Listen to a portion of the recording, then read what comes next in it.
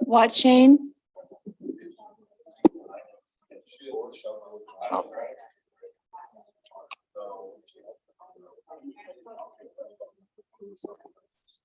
Shane, can you repeat that, please? I'm not talking, so I'm not sure who you're, it's not me.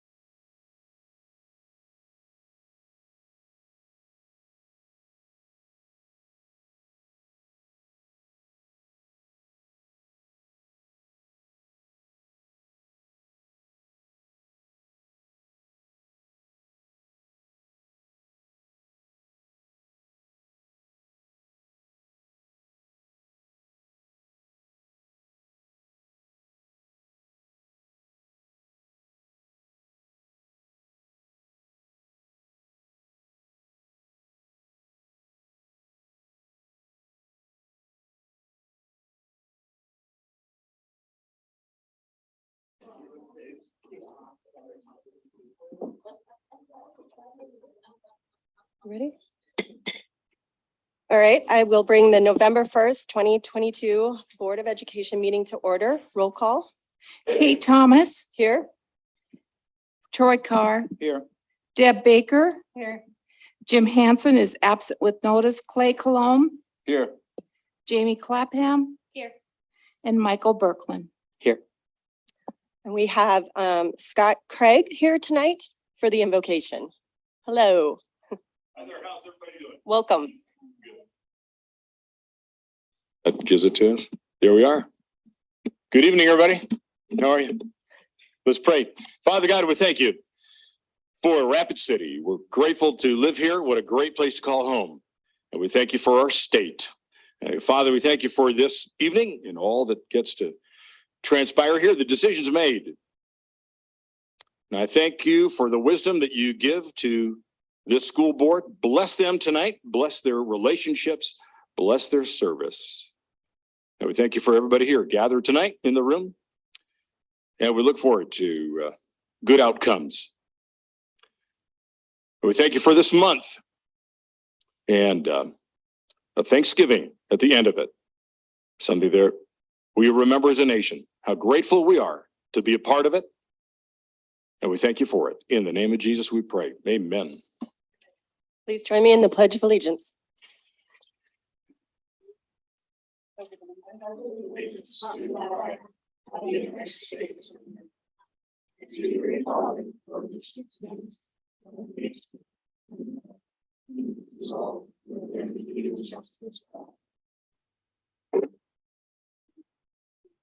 All right, I need a motion for the approval of the agenda.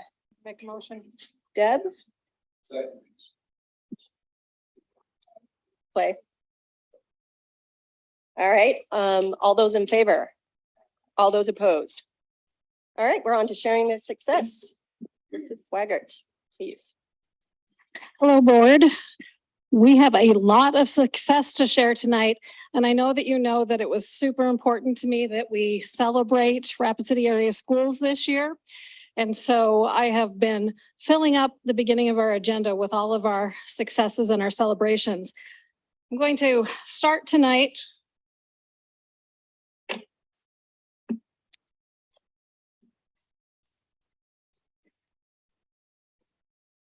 by asking Caitlin to come up here. Board, this is Caitlin, and Caitlin won the Red Ribbon Billboard contest for the district this year.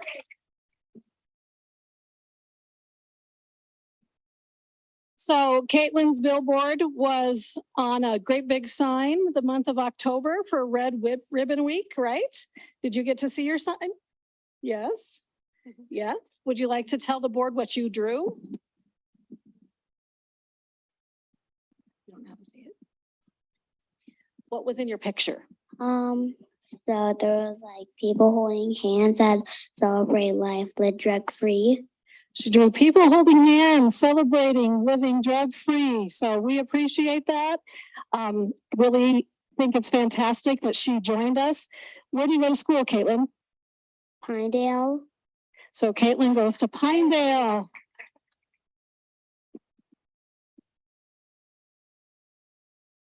Ms. Thomas, President Thomas, would you like to come up here too? Yes, sure.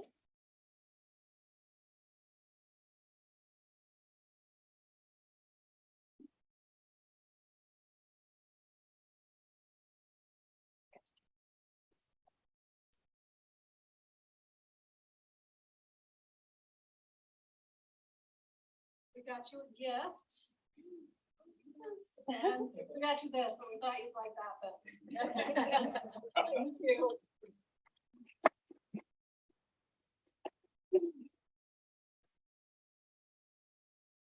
Thank you, Caitlin. You can sit down.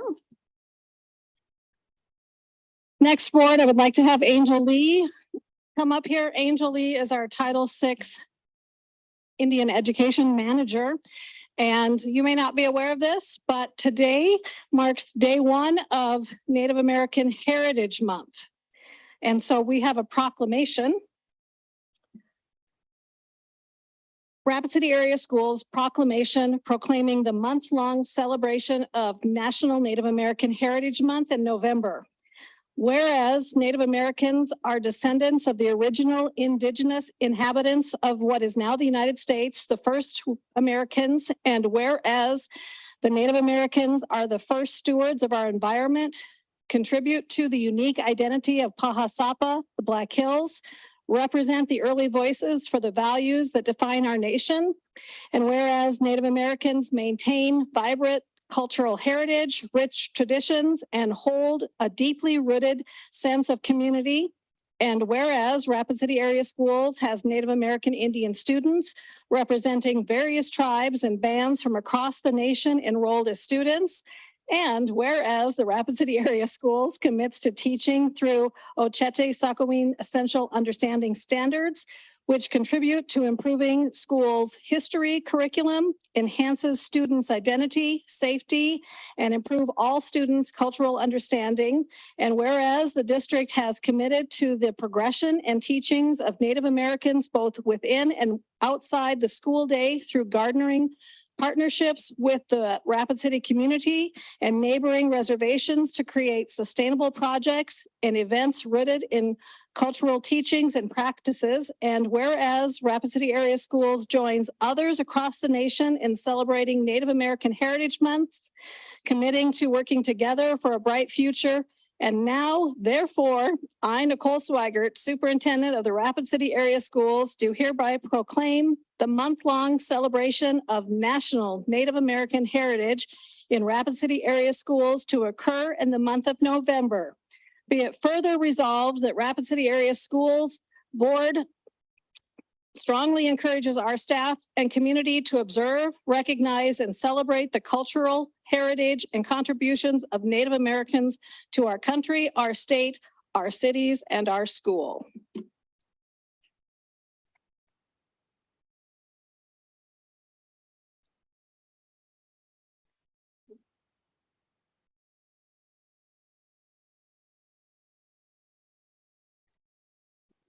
Rapid City Board of Education. We have 4 state championship teams at Rapid City Stevens High School this year. 4 of them, and we are going to recognize them today. First, we are recognizing girls tennis.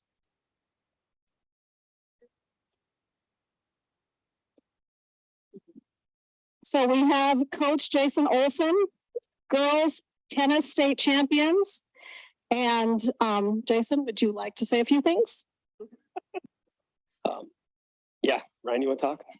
No, thank you guys for recognizing us tonight. It's been a good run for our team. You know, they won back-to-back state championships, and when the varsity went 81-1 the last 3 years, and our JV team is 90-0 the last 3 years. So all 48 kids have done an awesome job in our program, and every one of these kids here and all 7 varsity kids, we're all equally a part of why we achieved this year to go undefeated and win a state championship. So it's all on them. They did awesome.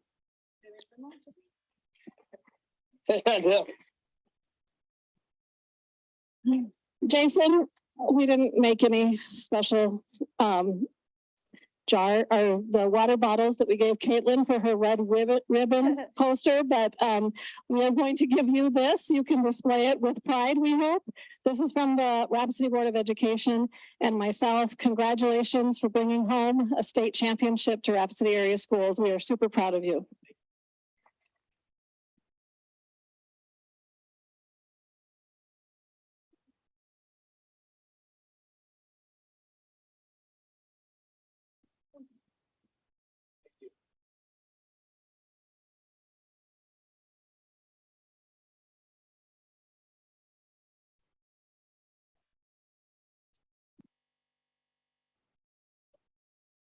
Next, board, we are congratulating cross country.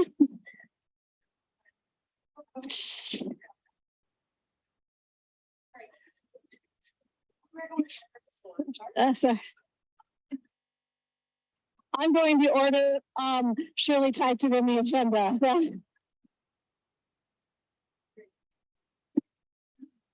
So, board, this is Coach Jesse Coy and representatives from girls and boys cross country because they brought home both state championships. So yes, that's fantastic. Coach Coy, would you like to say anything to the board? It was like such a fun season. We have kids that work super hard. And like, it's pretty like an incredible group. So we meet, like cross country, we're meeting all summer. So they're meeting at like 6 a.m. starting early June, every single day. So they put in a lot of work. And this year it paid off pretty well. So it was good. Thank you. Yeah, so I have Gracie Yuri here, just one of our girls runners. She was top 10 at the state meet. And then Sean Kilpatrick, he's a senior, and he was also top 10 at the state meet. This is my daughter Eloise and Cam Fullerton, one of the assistant coaches. Thank you. So, board, I want to tell you that in the summer, I like to walk on the bike path from Sioux Park over to Canyon Lake and back. And I can vouch that they are running at 6 a.m. all summer long, and they are super polite on the bike path. So I appreciate that very much as well. So this is to hold, and this is for you to hold. And we're going to smile at Shirley.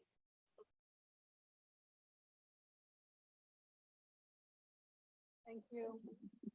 Have a great day. Thank you for coming.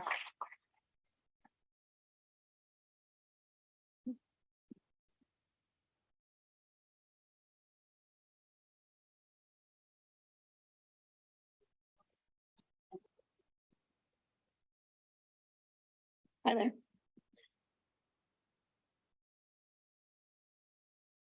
And board, last but not least, this is the boys, Stevens High School boys soccer team. They took state as well. This is our fourth championship brought home to Stevens this year, although was it the first, second? Was tennis first? Tennis was first, then soccer. They were incredible to watch play this year. So impressive. And, you know, some people might have said it was an upset, but I think anybody who watched them play throughout the course of the season knew that they were going to bring it home. So I'm super excited. Coach Bushing is here tonight. Would you like to say anything?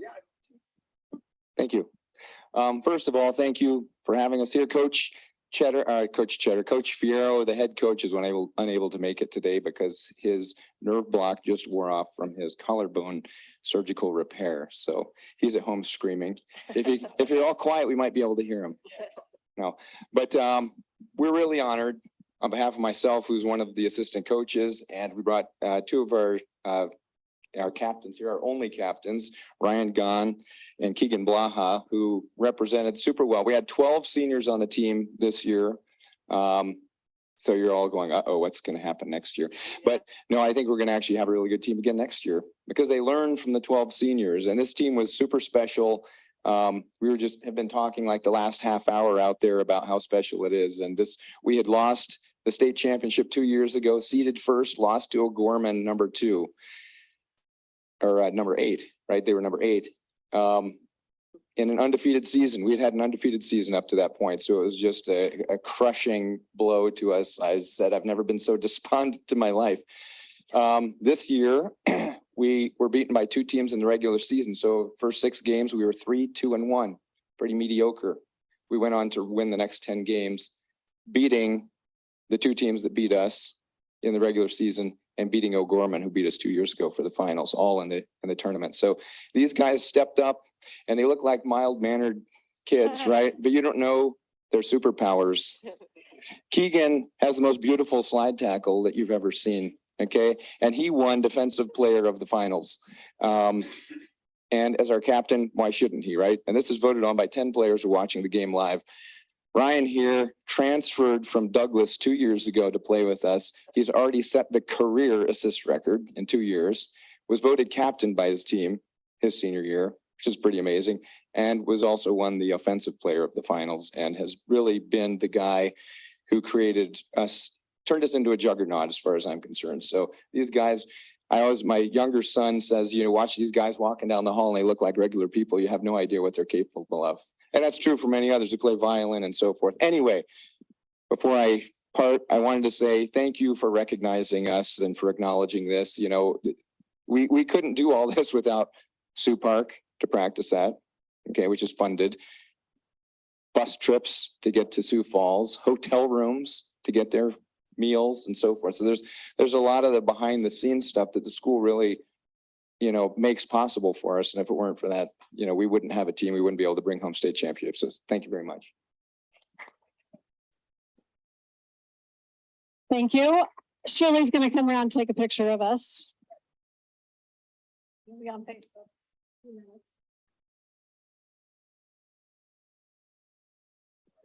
Thank you.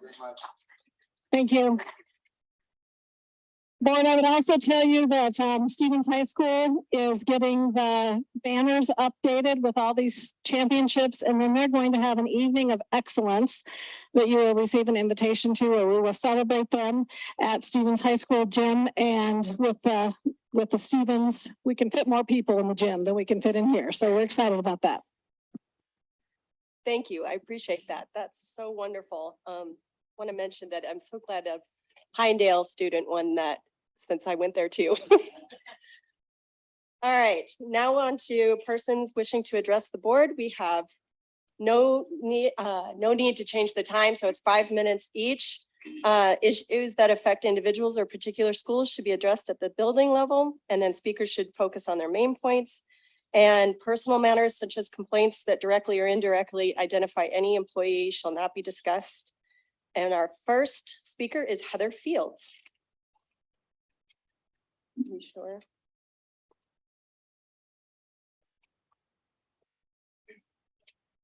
Is it on? Yes, yes. Okay.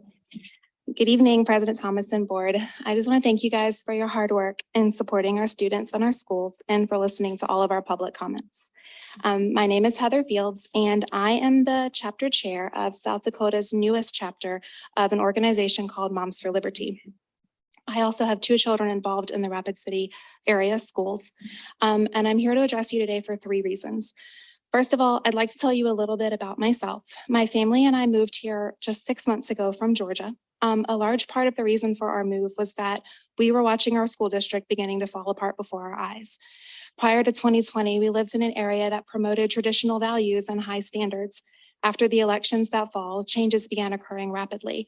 Before we knew it, we were seeing shenanigans such as parents being barred from school board meetings, meetings being held behind closed doors, and taxpayer money being spent in inappropriate ways. Behavior in our classrooms deteriorated quickly as teachers were told they could only discipline a small percentage of certain students. We and many others tried to speak out against what we saw happening, but our voices were drowned out by a very vocal minority. My family and I have very much enjoyed living here in Rapid City so far, but we know that we can't sit back and just enjoy the fruits of other people's labors. We feel like we have to fight for our new community and help to guard the values and high standards that are so important to us. So the second reason I'm speaking to you is to introduce you to Moms for Liberty. This is a grassroots nonprofit organization that uses education and activism to support schools and school boards in maintaining those aspects of the public school system that are so important. Academic success of our students, student safety, high levels of parental involvement, and educational excellence without political indoctrination. We started in Florida and have spread to over 200 chapters in 42 states. Here in South Dakota, 2 other chapters opened just before mine, one in Pierre and one in Sioux Falls. A big recent push from Moms for Liberty at the national level is the third thing I'm here to talk about. They have created a pledge that can be signed by parents, teachers, school board members, elected officials, candidates, and really any member of the community. And I will just read it to you. It's very brief. It states, I pledge to honor the fundamental rights of parents, including but not limited to the right to direct the education, medical care, and moral upbringing of their children. I pledge to advance policies that strengthen parental involvement and decision-making, increase transparency, defend against government overreach, and secure parental rights at all levels of government. This pledge has been signed by school boards, state congressmen, and senators, and other officials all over the country. A list of notable signers includes Governor Kevin Stitt of Oklahoma, Senator Ted Cruz of Texas, gubernatorial candidates Doug Mastriano of Pennsylvania, Lee Zeldin of New York, and Tudor Dixon in Michigan. Here at home, Jim Melhalf and Mike Weisgrim have signed from District 24. I am asking each of our board members and Mrs. Swigert to show that you stand behind the parents of our community by signing the pledge as well. I'm also asking that a resolution be passed by this body stating that you affirm your commitment to the fundamental rights of parents to have a central role in what their children are learning, and that you will uphold the partnership between parents, teachers, and students. If you have any questions or concerns regarding this matter, or if I can help in any way with writing and passing such a resolution, please feel free to contact me. Thank you. Thank you. Next speaker is Jan Mangelson.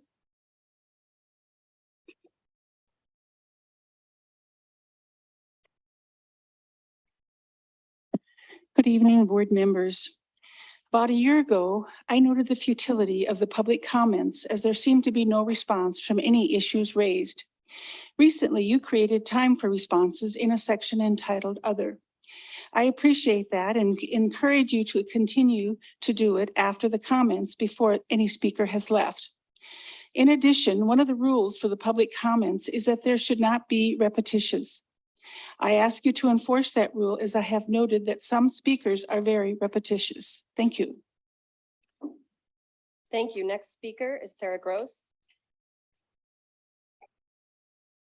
Good evening, board. I'm kind of repetitious. My name is Sarah Gross, and I am a veteran teacher of at least 16 years. I'm nationally board certified, and I just got my doctorate last year in educational leadership. So I come today with 3, maybe 5 agenda items that I'll see if I can squeeze in.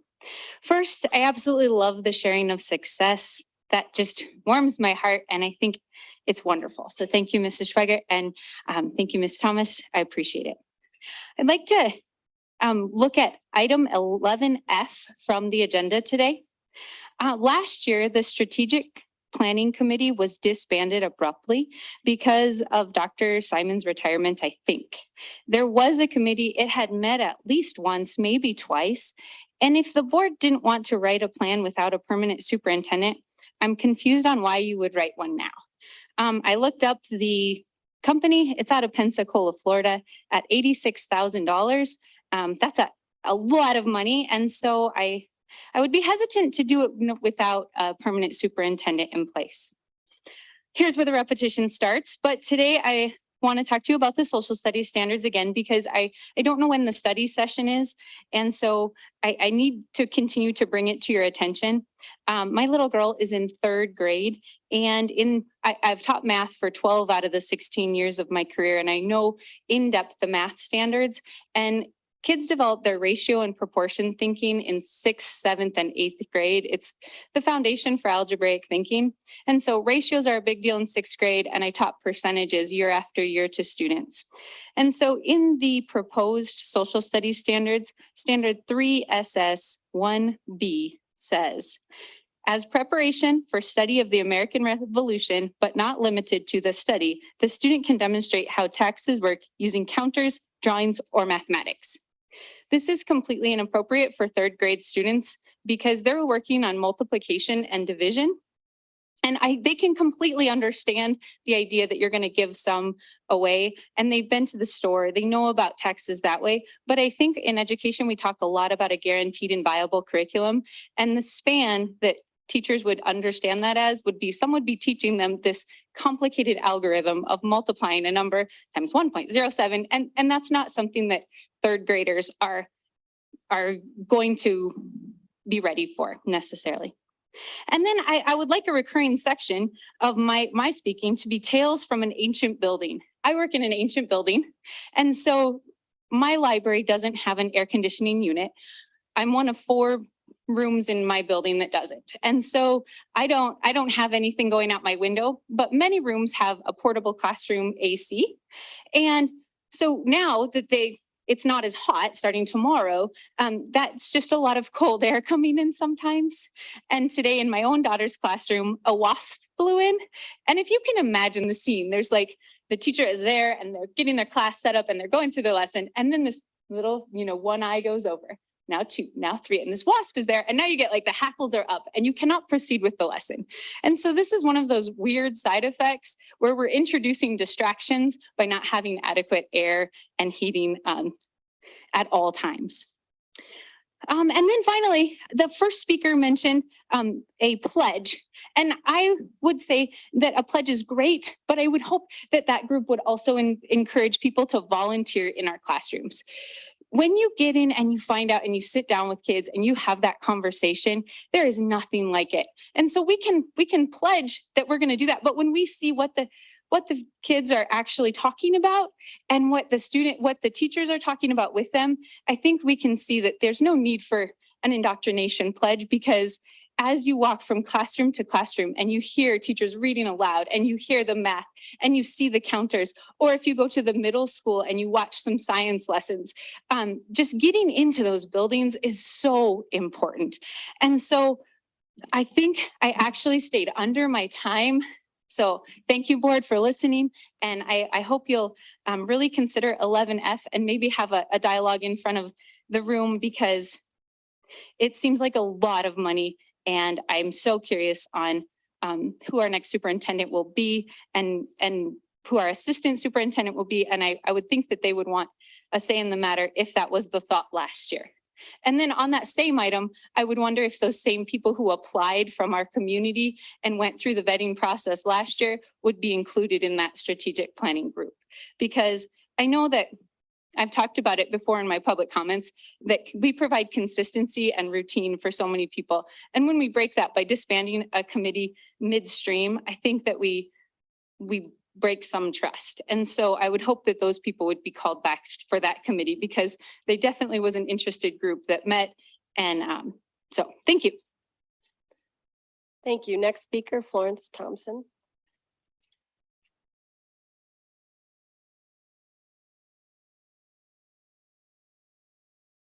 Good evening, board.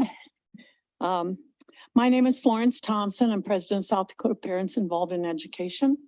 And I'm also a retired school psychologist with over 40 years experience in the schools. I'm a grandmother of a public school student, and my son graduated from Central High School, and I felt he got an excellent education. He graduated in 1990. And at that time, I felt the Rapid City schools were tops as far as academic. So it was a very good experience for him. I'd like to talk a little bit about ICLE, I-C-L-E, the International Center for Leadership in Education. And that's going to be discussed later in the meeting. I think it's important that we know where all these marvelous programs originate. We know that we had Common Core brought in, and it was the greatest thing since sliced bread, and everybody jumped on the Common Core bandwagon, and we were told that our own people wrote these standards, even though they were the same as all the standards across the country. Funniest thing, all these committees in all these states came up with the very same thing. They were all facilitated meetings, if you know what the Delphi technique is. So that's what happened. The global education agenda is very strong. It comes down from the United Nations. It permeates many organizations, including the teachers' unions. And these groups like ICLE are a function of that. They are there to support and to indoctrinate our leaders, our administrators in these politically correct educational practices. So it's the very opposite of local control. We are paying these people to indoctrinate our own leadership. So think about where that comes from. It is part of the globalist education program. They say that their website, or their website, call letters or whatever, is leadered.com. And I thought, yep, that's what's happened. You're being leadered. It's like herding and managed. And so instead of the board directing your administrators and the public, directing the board through elections and that sort of thing. You have a outside organization, an international organization that's leading your leaders. So think about that. Another thing, there's been some complaints about the social studies standards. And I don't think we've given them a fair shot yet. We're just shooting from the hip as far as, we're just taking a cursory look at them and saying, oh, I don't like this or I don't like that. But I would urge you to get on the State Board of Education website and watch the whole hearing that was held down in Aberdeen.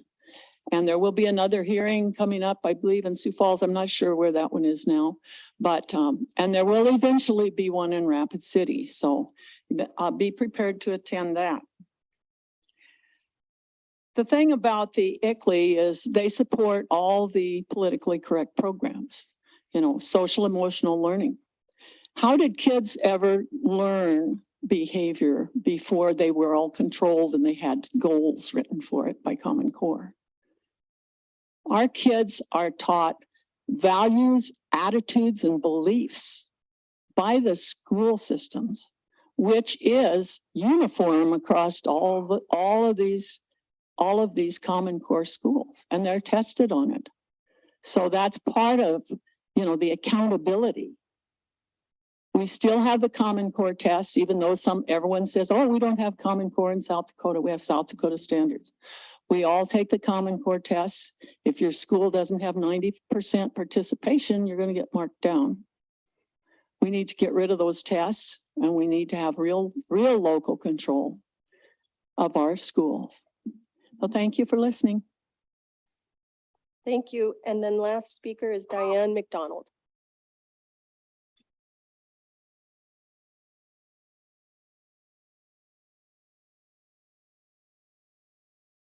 Hi there. Thank you for letting me speak. Although I'm not quite sure if I can speak because I am an employee, but I also have concerns as a grandparent and a citizen on the restraint and seclusion clause that was told to me by Lisa Hayford last year, explained how it was. My concern, pardon me? Oh, I'm sorry.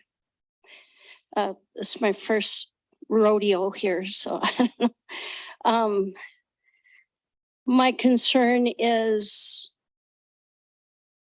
what this is exactly, why it is, and all parents and staff and students should be aware of what it is and what it's going to, how it's going to affect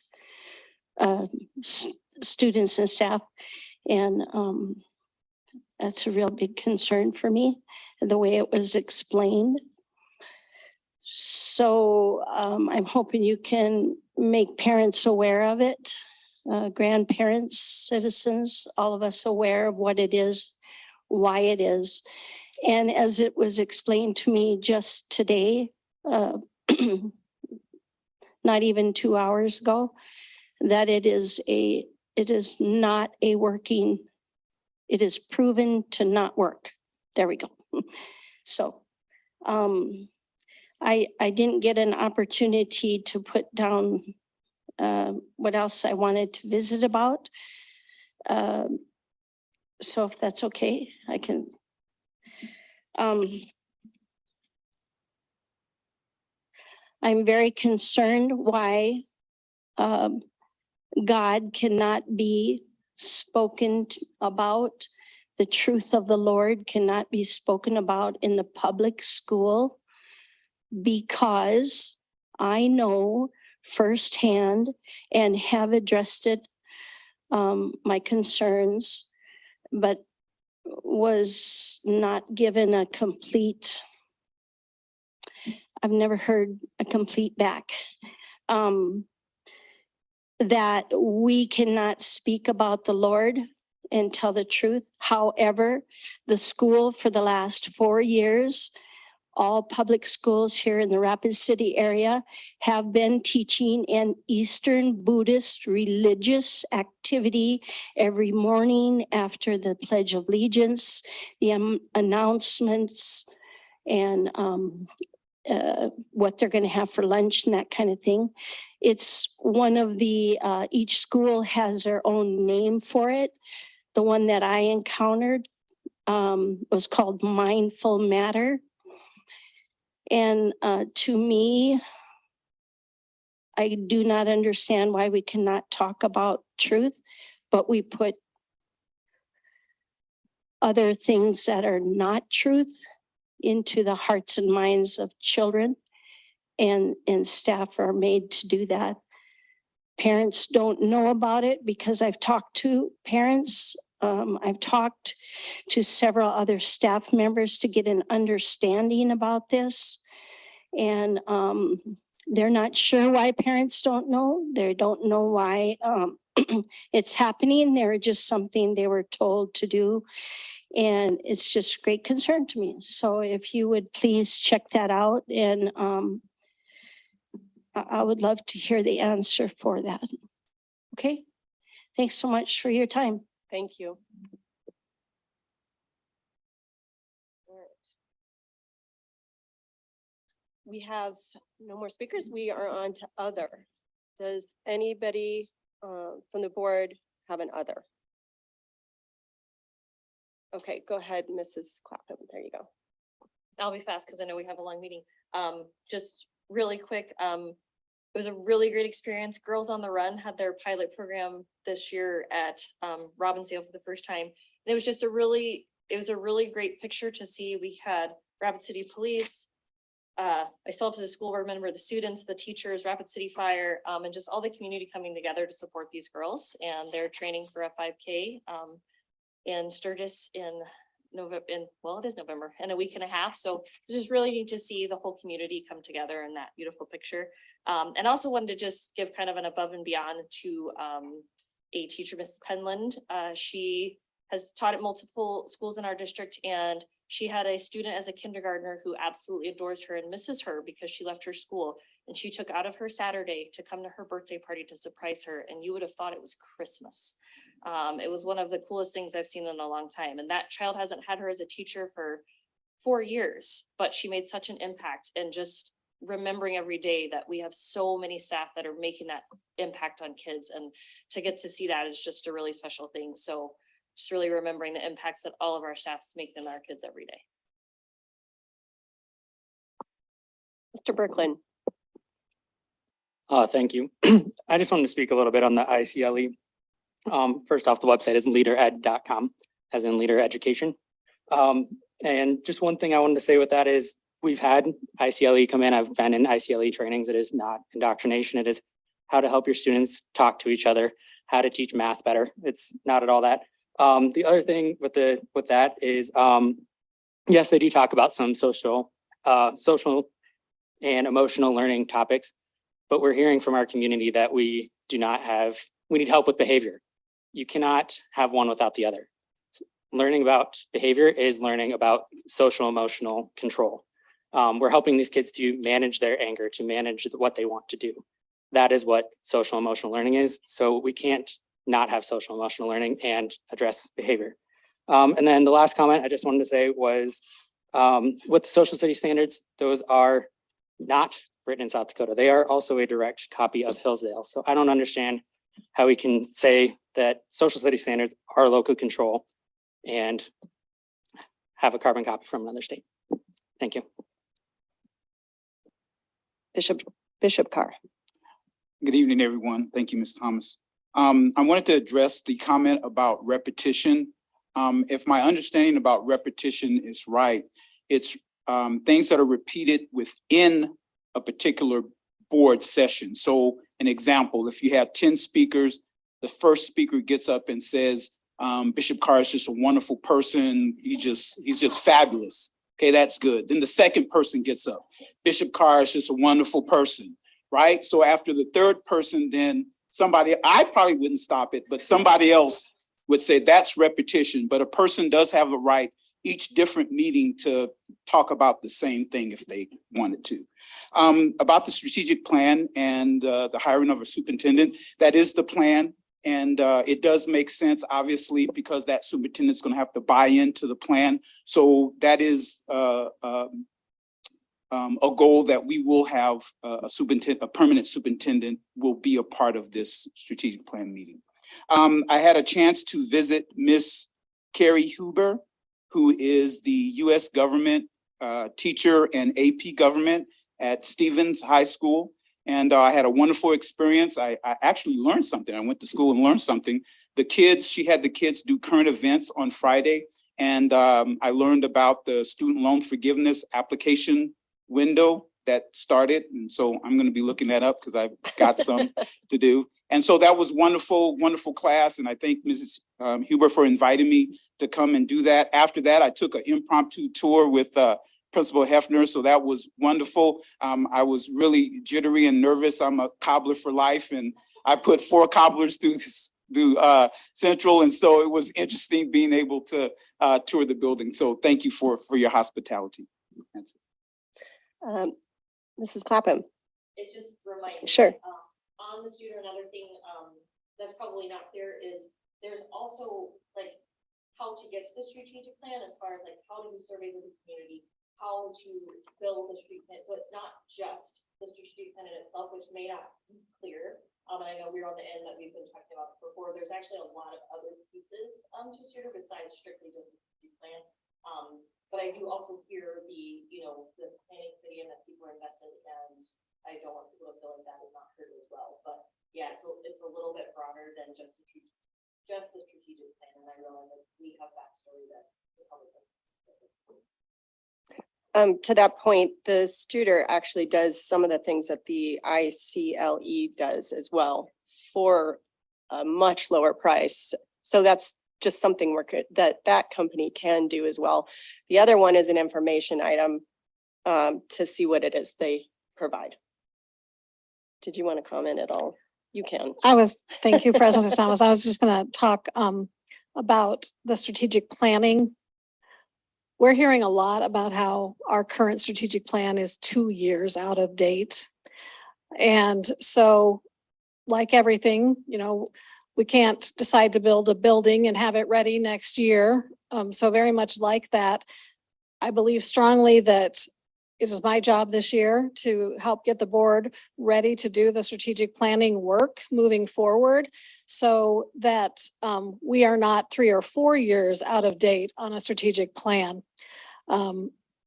I've done a whole bunch of conversations with Studer and had them present at the board retreat as well, because I like how they can help guide us in that work and prepare us to get that work done so that we can develop a community team.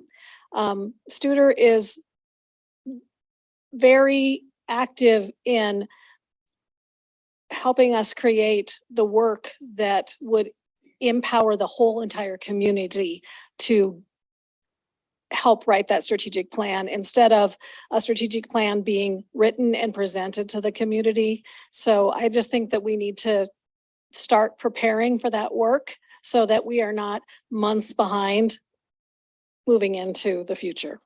Thank you. Thank you for that.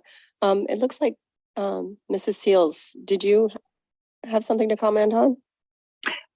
Just because we're talking about ICLE and Leader Ed and the services that are proposed for our principals, I just thought that I should probably weigh in and say I respectfully disagree with the speaker from Open Forum. This proposal is to support our principals in instructional leadership, not Common Core.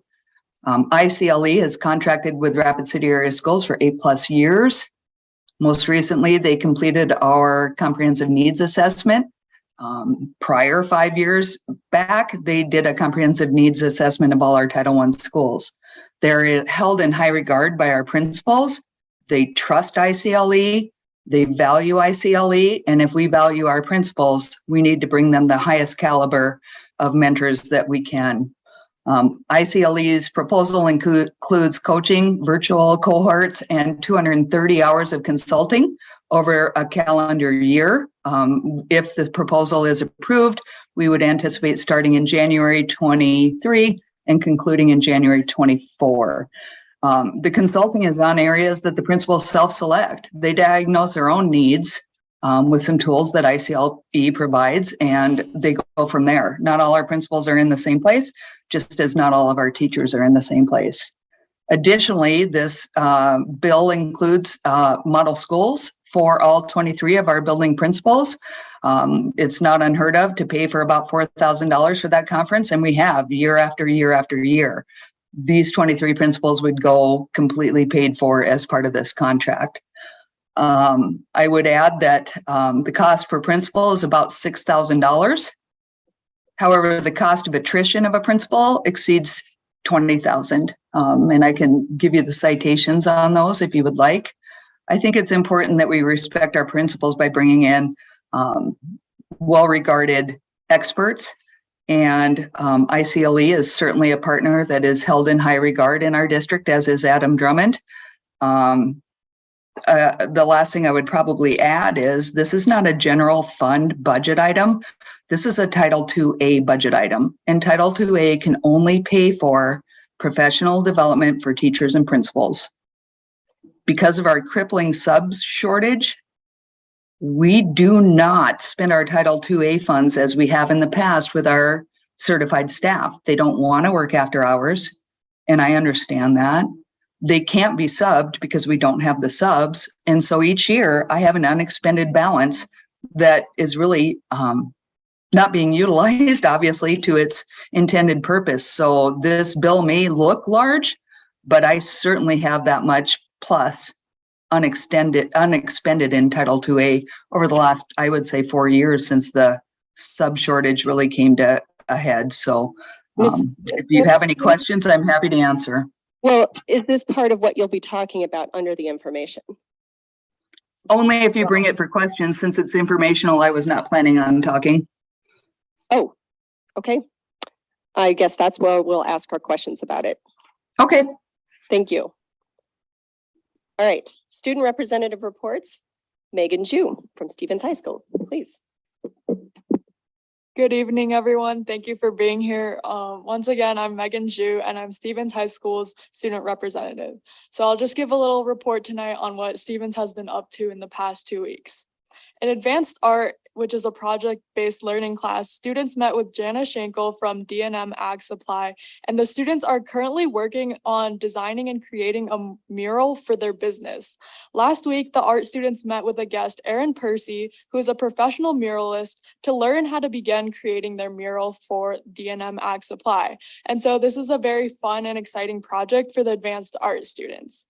And then, as we already saw from sharing our success, Stevens has brought their 3rd and 4th state champions home just this fall. And so last weekend, state cross country was in Sioux Falls. And so we're once again the boys and girls state champions this year. And we'd like to congratulate all the Stevens cross country runners, and especially Simeon Burbaum, who won state individually for the 2nd year in a row. And then also last weekend, there was the South Dakota All-State Concert in Sioux Falls at the Denny Premier Center, and both choir, orchestra, and band kids from Stevens participated in the event. On Saturday, 4 senior orchestra students were presented with awards for making All-State for all 4 years. Last Thursday, Stevens held a blood drive in the gym, and there was an impressive turnout. We had 68 total donors, with 50 new donors who registered to donate this time. In total, there were 62 transfusible units collected, and each of these units can help 2 patients in the hospital. Mr. Van Rosendale played a huge part in helping organize this, and so we'd like to thank him for his role in the successful blood drive. Additionally, FBLA is holding a Cornerstone food drive this month. So if anybody has canned food or non-perishable food to donate, there are collection boxes around Stevens where people can drop food off. And today there's a virtual financial aid night to help parents begin filling out the FAFSA, which is the free application for federal student aid. And then on November 15th, there's an in-person FAFSA completion event in the Stevens Library. Tomorrow, there's a post-high planning day where seniors will actually get to meet representatives from South Dakota colleges and receive help on filling out their applications for free this month, or help with scholarships during their English classes. There will also be representatives from the Labor Department and military recruiters for the students who are looking for jobs or thinking about joining the military after high school. And then there's one last reminder that dual enrollment applications for the spring semester open today. So juniors and seniors, make sure to apply early to get the classes that you want to take. That's all I have for today. Thank you for listening. Thank you very much. All right, Laura Jensen from Central High School. Good afternoon, board, and all of you that are here tonight.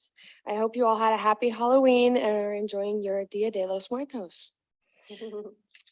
The Central High School Environmental Club is working with Stevens High School to host 2 campus cleanups. We plan to meet at Stevens in the lower tennis parking lot at noon on Saturday, November 5th to help them clean up, and at Central main entrance at noon on the following weekend, Saturday, November 12th, to clean up our campus. It would be much appreciated to see all of you there if you have time, just saying, because it's fun and it's good for you. Good for the environment. All right, and your Rowan update of the every 2 weeks, I guess, but whatever. So Rowan was on the big screen this Halloween, and her Halloween performance was haunting. Get it? Sorry for the bad puns. I apologize. Although she did not win the knockouts for Gwen Stefani's team, Blake Shelton used his one and only steal to save her this week. The National Honor Society is looking for the next generation of leaders, and the application for National Honor Society is due this Friday, November 4th. For all the students that were invited to join, I would definitely recommend applying. It's a great opportunity to get involved in your community, and it looks great on scholarship and college applications. My personal favorite part about National Honor Society is getting involved with my community and learning about all the work that goes into it. Not this weekend, but the weekend before was all-state cross country, and it was hosted in Huron. And Rapid City Central took home 5th place for both boys and girls, with 8th grader Sheridan Madden taking 10th in the girls and Trevor Thompson taking 18th in the boys. Compared to last year's 15th and 16th place, I would say there's been some improvements. I would also like to say congratulations to Stevens for getting first in both boys and girls. It was fun to watch them run too. Our upcoming events of this month, we have today, which they had a volleyball game versus Sturgis Brown. This Friday, there's another volleyball game against Sioux Falls Lincoln. And then Saturday, there's Knowledge Bowl as well as volleyball against Sioux Falls, Washington. Basketball, winter cheer, and wrestling are all starting up again. I'm really excited to go watch some of the basketball games. I'm a big fan. And watch out for tryout dates and more in the announcements that are presented daily, of which I will be in on our screens tomorrow. Not excited. I don't think it went well, but we'll see. And that is all I have for you guys today. So Thank you very much. All right, 9 conflict of interest. There have been none turned in, and we are on to the first reading of policies and procedures. I need a motion and a second. I'll motion. Jamie and Deb, does anybody want any pulled for explanation? Okay. So A through H. Sorry, could I get A pulled? A? Yes. Okay, A and G. With those pulled, all those in favor of B through H except G. Aye. All those opposed? All right, A, I need a motion and a second. I'll make a motion. Okay. Discussion. I just had a question about why we cut the grade point average stuff from that. I don't know. Like it used to say freshmen had to have a 1.5 or better, sophomore 1.6. Hey, Mike, it's Valerie. Can I jump in and answer your question? Yes, please do. Mr. Talley and I have a policy committee, as you know, and we went through this. Of course, Mr. Talley serves on the state Activities Association as well. So he was aware that, the rules have changed. And we ran this policy through both of our activities directors, Jordan and Jared. And it is the case that that is no longer a consideration. The language that we have in front of you in this policy matches what the State Activities Board has stated as their policy. Any other questions? Comments? I would also say that I think the policy committee was very aware that we had a different approach than the state did. And we also need to be aware that with alternative instruction students coming in, we were not able to do that for those students. So it put our students in building in a whole different category. So we wanted to be fair. Awesome, perfect, thank you. All right, since we have a motion and a second, no other questions? All those in favor? Aye. All those opposed? All right, moving on to G, I need a motion and a second. I'll motion. Amy and Carr. All right, discussion. So yeah, my main thing, I was just reading it, it was brought to my attention, so I'm on the Public School Foundation, one of my committees, and we're working towards the Purple Star. I think it's terms recognition, I might be using the wrong term there, but basically with military families, and that it's within, I think, the past like 5 years that school ratings and graduation requirements are part of when someone moves to a base, like they get that information. And so just on the one part on B number 1, like we might want to look at just adding, it wouldn't be very much, but something about in the case that it's a military student, because when it talks about graduating and being here semester, we could have some military students that get caught in an odd timing that's completely out of their control.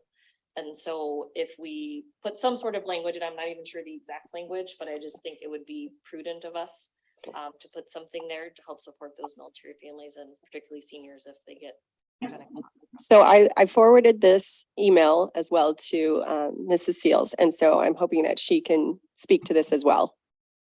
Yes, unfortunately, I'm calling in from home today at Nicole's request. She said the boardroom was going to be kind of full. And I have IKFP in front of me. I do not have IKF. I'm assuming the change you're requesting for military families is not in the procedure, but in the policy, Jamie? Right. It's, I can, let's see, try and read it. So where it says, a transfer student who has met all graduation requirements and has earned credit in a Rapid City High School program during at least one semester of their senior year may receive a Rapid City Area School District based high school diploma.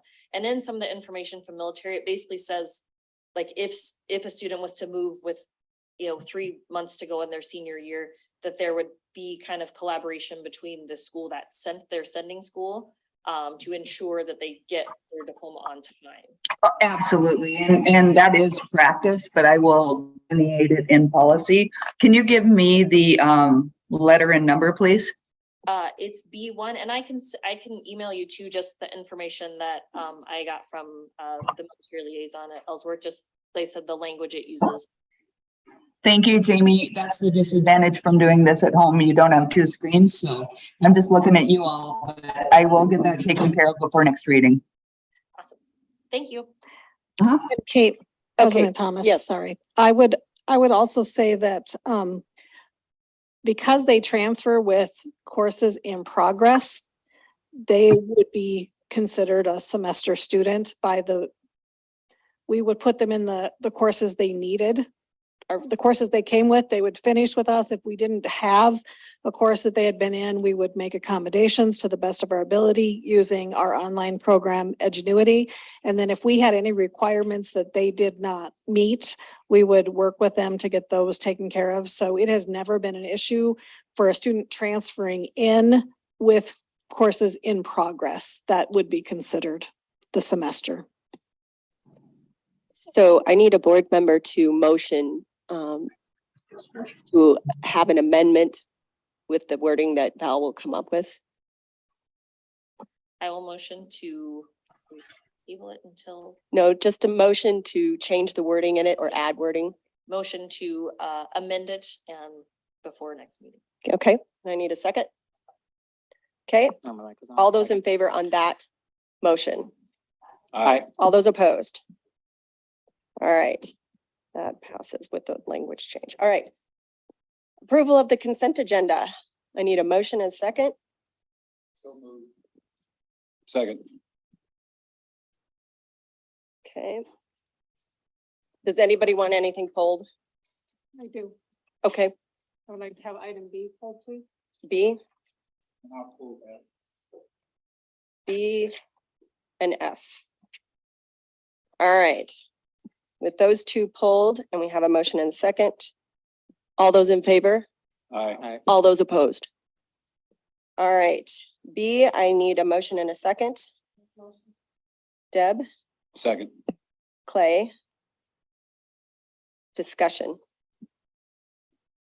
I had sent this out earlier to Mr. Kumar. I know, Oh, yeah. To see if we can find out why. This is a pretty substantial change. And I was just wondering why. Mr. Sassy, could you speak to it? Because I don't see him on the Zoom. Certainly, President Thomas, I will do my best. Excuse me. I also reached out to Mr. Villaswamy to see if he could provide any additional insight. Haven't heard back. As you can see, the majority of the change order increase really comes from the RFP 3, which is adding paint for the band room, 7,000. RFP 4, items for floor preparation and stair stringers, 14,700. And then 5, the addition of the choir room flooring replacement, 23,000. Total contract sum increasing by about $48,000 for a total new contract sum of then 716,000. I think what would be important, board, would be the idea of where the project started in terms of overall contract sum, and if there were savings or exactly where the additional funding is going to come in for this. Obviously, as that department manages the list of projects that they have happening, some projects are over, some projects are running under, in terms of overall progress towards the end of the project, overall amount of funds spent towards the project. But I don't know that, so I apologize. I cannot give you that information. I think, again, those would be the major questions that I would have in terms of looking at that change order. I suppose that's not satisfying. Or since Kumar's not here to say, So this wasn't something that we even I mean, we didn't think about it when we were getting the bid for this. These are rooms that were added. We don't. One very small, I know when we were at Stevens, they talked about that floor preparation, that was kind of like unforeseen, like when they moved the floor, understanding what, like there's, and I don't know the technicalities, but there's certain special things because of sound and the type of flooring that have to be put under there. Like if we're gonna have the type of flooring we ordered, there's a certain thing that has to be put under there. And I know that, so that RFP 4, I think that was one, like the contractor said, well, we can't do this on top without doing that underneath. And so I think that was kind of discovered after the floor was pulled up. Yeah, and So, I like, don't, we were I don't want to put her on the spot, but Mrs. Hafner is here who Yeah, told us that. Yeah, you might- a little bit. Do you want to? would you like to? Yeah, she might know even more than us.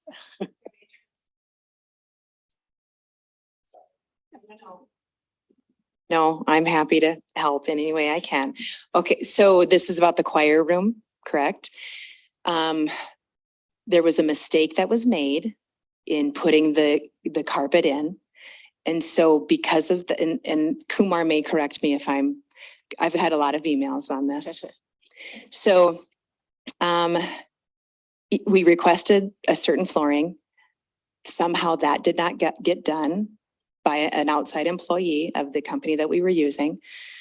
So to rectify that, they then decided to research some different types. There's an epoxy flooring they were going to use, and then that bid came in at $40,000. And so because of that, they declined to do that. And so they did some more research. Because the carpet was put down with a certain glue, they had to double check to see if now the tile that they were going to put over it with however they were putting that, I'm sorry, I'm not going to use technical terms correctly. They had to ensure that they could guarantee that. So that was the point, the last point that I received information on was that we didn't have that in writing yet. And so that's what they were waiting for, to make sure that could be guaranteed for, and I don't know how long the guarantee would be. Thank you. The other issue real quick, there are cabinets that roll out in that room. I don't know if anybody knows how much music that choirs collect over time. I've never seen so much music. And it's all in our hallways right now, if you'd like to come and view it, because and so that has been a piece of a part of it as well, because even on the carpet that they put down, the cabinetry that comes out is already wearing it just from them taking it to move it. The carpet got worn. And so that was the other process, that they were having to determine what they could do underneath of that piece.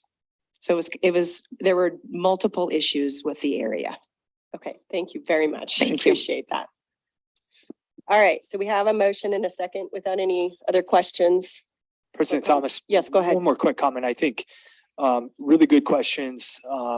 It would behoove obviously administration and the board to have a little more detail in terms of what is coming across with these change orders, explaining the why behind what's going on, and maybe some detail items on, again, progress of the project and some of those intricacies that are happening to help answer questions like these. So maybe Superintendent Swigert and I can address that and have these come across in a way that will explain them better and not please much leave appreciated. information lacking. So Yeah, apologize thank for you. that, and we'll clean it up.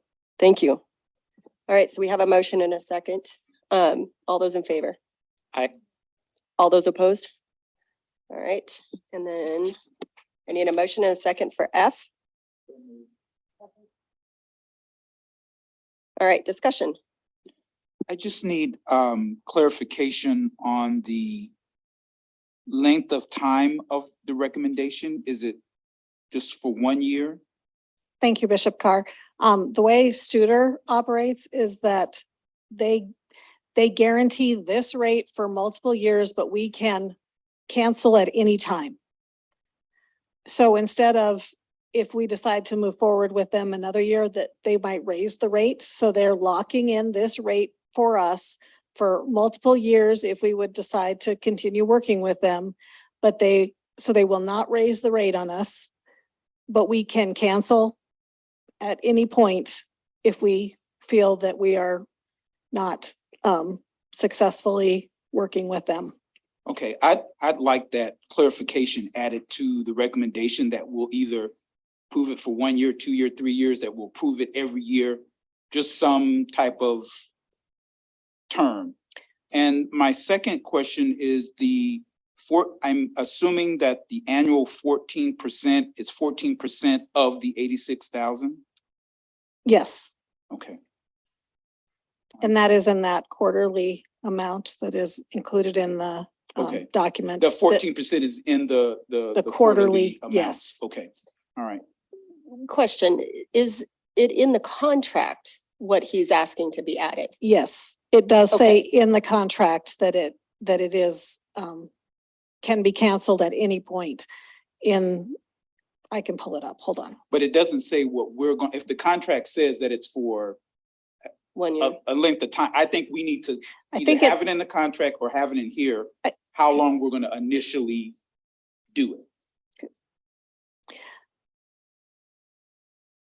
So I think the contract says that we're locked into that rate for 4 years if we choose, but we can at any point during that 4 years cancel without penalty. We're not, Okay, that I understand that we have the Okay. option, but my Mhm. point is, we need to make a determination of what that option is gonna be. Are we gonna do it for 4 years? Are we gonna do it annually? Right? So if we do it annually, we have this price is gonna be It's for gonna every change it. year, or we can do it in block, or I just want to be Does it clear. say 1 year? It doesn't say 1 year in the recommendation. It doesn't say any length of time. So then the assumption is that we're going to do it every year, right? Well, I think the assumption would be that we're going to approve the contract in its entirety as a 4-year contract, correct? But we have the option to do that. But I agree with you. I think it should be Yeah, I stated like in here that verb we are, Instead of just assuming. yeah, I that think we we should say- approve a 4-year Correct. Or whatever, Whatever. whatever term, there should be a certain clear term of what we're gonna do. Okay, I need a motion for an exact language change because this doesn't come back like a policy. So moved. You gotta give me what it is you wanted to say. Well, I guess that's the discussion. I'm not particular about what it should say. I just want to be clear that we're gonna do this for. So are we good just knowing that it's a 4-year contract and we're approving it as such with this language? Bishop Carr, could I bring back from Studer on the November 15th board meeting, a statement that says more clearly that it is a 1-year contract that I mean, Well, I think that's what we should talk about, what it should say.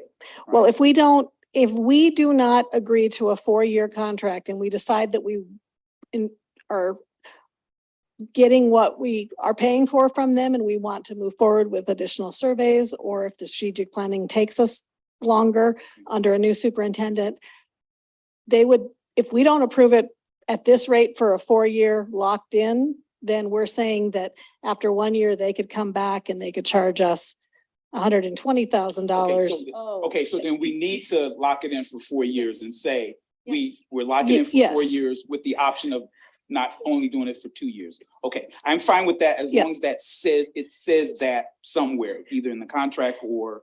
It says that it's the $86,000 for 4 years with the ability to withdraw at any time.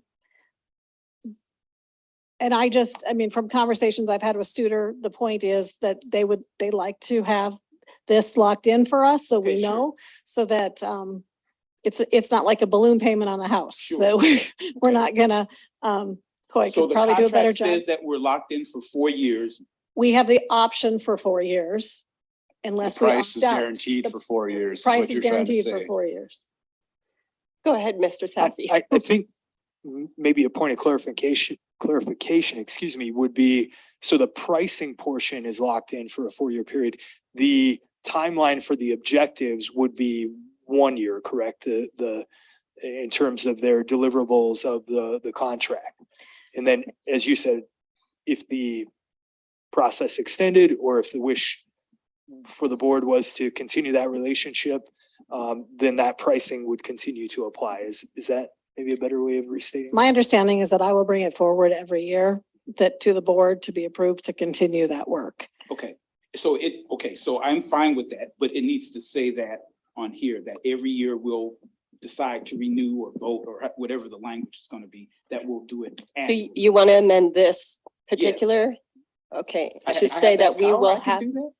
you can amend it, yes, and make a motion to do so. You'll have to get a second.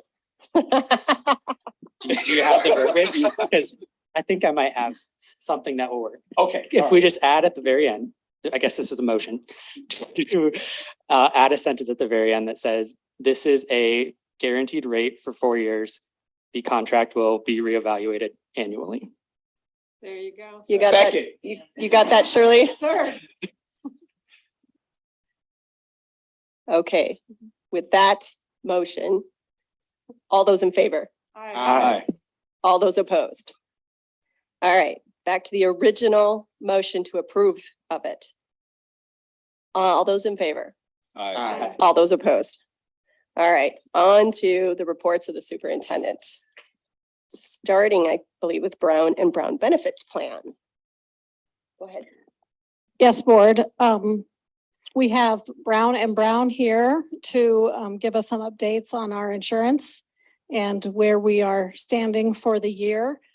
They also came in and presented to the insurance committee today, so I appreciate that. They also were unaware we had moved locations, so they literally walked over to the city and walked back. So I'm so I'm appreciative Well, it of was a their. nice enough weather for you though, too. You didn't offer them a ride.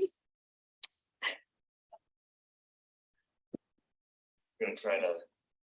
Is it okay if we grab the mic? Okay, Sean, I might let me get this thing set up so we're going full screen view here.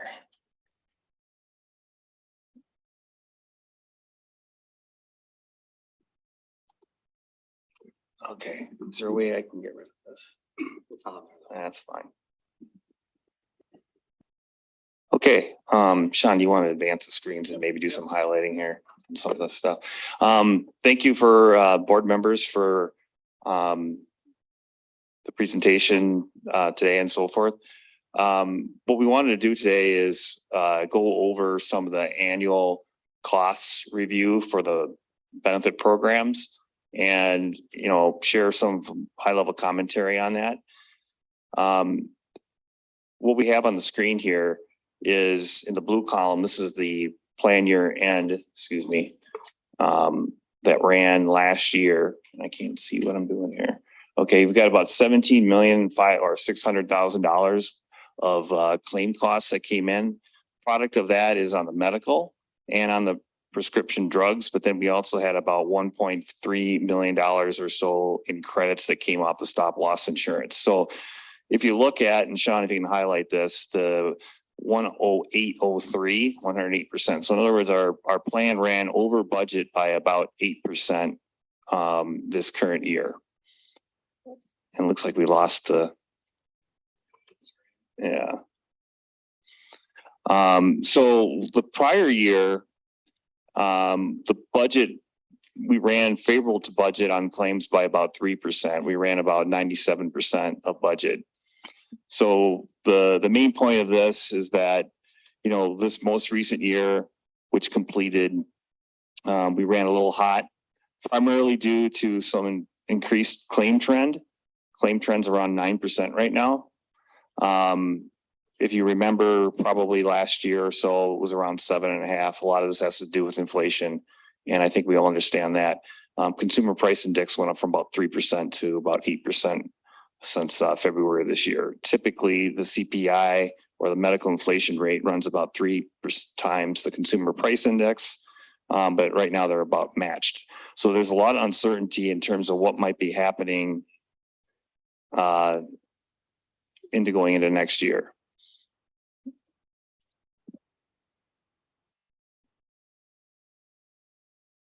So did you right there and hit share right there?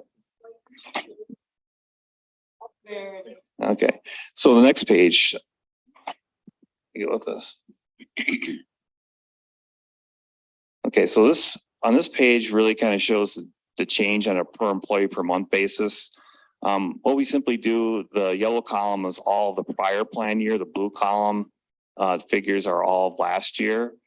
And when we look at this, there's about a 15% increase in claim change from one year to the next. That is significant. Again, a product of that, as I mentioned before, is medical inflation's up to about 9%. But because of everything that went through the pandemic, there's probably a likely delayed care and things like that that picked up in this recent year that just closed. And we're still seeing a little bit of that right now. But our guesstimates are that that should probably tail off a little bit more this year. Sean, if you scroll to the bottom left, you can kind of see in the month of December, the blue bar graph represents the most recent plan year. The yellow bar graph represents the prior plan year. You can see the spike in claims in December that incurred just, you know, this past plan year, and that attributed a lot of the cost in terms of why we are over the expected claim rate. This past year, if you go back in history in the last 4 or 5 years, was probably anomalously high in terms of the cost over expectation. Okay, next slide. On this page, it really kind of shows us the the 3 or 4 areas of where we're seeing costs. We're seeing inpatient hospital, professional and pharmacy charges. And you can see that the percentages compared to the prior year are very similar, except there was a little bit more in the inpatient facility charges in the most recent plan year. And that kind of tells a story on the next page, which talks about our large claimants and how they were impacted. And I'll have Sean kind of talk about this. Yeah, when I was here back in September looking at these as well, updating you, we have had a few more individuals go over your specific stop loss level. Again, that specific stop loss level is reinsurance on top of your insurance. So your stop loss level is 175,000. As you can see, you had 9 members that went over that stop loss level for the last full plan year, 21-22. You also see that when I talked here when we came out to present the renewal, part of our analytics is to look at your demographics, to look at your current cases, and to actually predict what we would think on average over time, how many people we would see cross over that 175. And when we were here at that time, you'll see that we had predicted about 9.9 members would cross that threshold, and you had just under it. You had it at 9. Okay. Thanks, Sean. All right, this next slide is our efficiency analysis. And what I really like about this is we asked for additional information from Wellmark, who's your provider of care in terms of the insurance company. And what we're doing is we're trying to look at what's been filled in the bucket in terms of claims that were actually presented to Wellmark. So we're seeing about $38.9 million here from all these different facility types. And then when we look in this blue box, this is really Wellmark doing what they should be doing as an administrator, paying claims, getting network discounts, making sure that claims that shouldn't be paid by them are paid by someone else. So what we're seeing here is a provider discount of around 44%. That's what we would expect in this region. So that's pretty significant. It's about $17 million that comes off this $38 million billed charge. And then we've got our coordination of benefits and contract limitations. Most of that is just subrogation or coordination of benefits with other carriers, likely auto. That's about 147,000. And then the stop loss violations or the incidences that occurred there, it's about $1.3 million. Now, the $1.3 million represents those claims over the specific, which we just mentioned on page 1.